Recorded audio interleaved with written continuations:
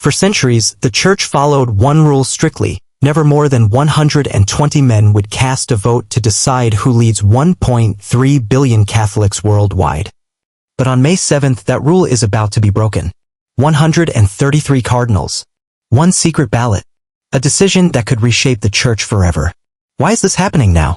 And what does it mean for the future of the Catholic Church? Let's find out. Back in 1975, Pope Paul VI laid down a clear rule: only 120 cardinals could vote for a new pope. It was about order, simplicity. But even then, that rule was already bending. In 1969, the College of Cardinals had reached 134 electors before the rule even existed. And over the years, popes have quietly continued to exceed that number. Pope John Paul II may have affirmed the 120 limit in writing, but he himself exceeded it multiple times. In 2003, there were 134 electors. That wasn't a one-off. It became a quiet tradition: announce the rule, then stretch it.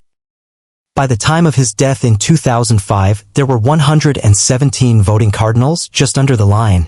Pope Benedict XVI also crossed the 120 elector line twice. And then came Pope Francis, who broke the limit 10 times. The most recent consistory in December 2024 had 140 electors. That makes the 2025 conclave the first ever to actually conduct the vote with more than 120 cardinal electors. Why does the number matter at all?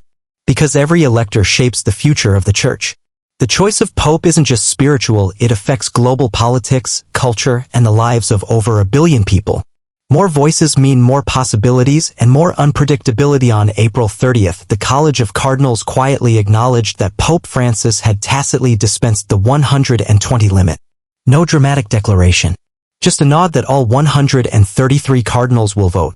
According to Universi Dominici Gregis, every validly appointed cardinal has the right to vote unless deposed or resigned.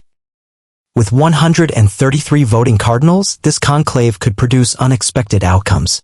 Different regions, new alliances, younger voices. Could we see the first pope from Asia? Or Africa? Or someone with radically different views from his predecessors? Some believe Pope Francis expanded the number to include more cardinals aligned with his vision, emphasizing climate change, the poor, and church reform. But more cardinals also mean less predictability, more diversity, and possibly more tension. In a locked Sistine Chapel, ballots will be burned, smoke will rise, and a new leader of the Church will emerge.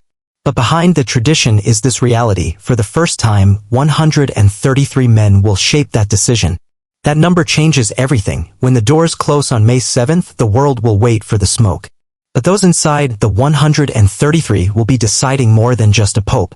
They'll be deciding the direction of faith, power, and hope for generations to come. Who will it be? And will tradition bend even further? Even if you're not Catholic, this decision matters. The Pope is a global influencer on peace, politics, morality, and human rights. And now, for the first time in history, a group larger than ever before will choose him. So keep watching, because history is about to be written by 133 pens.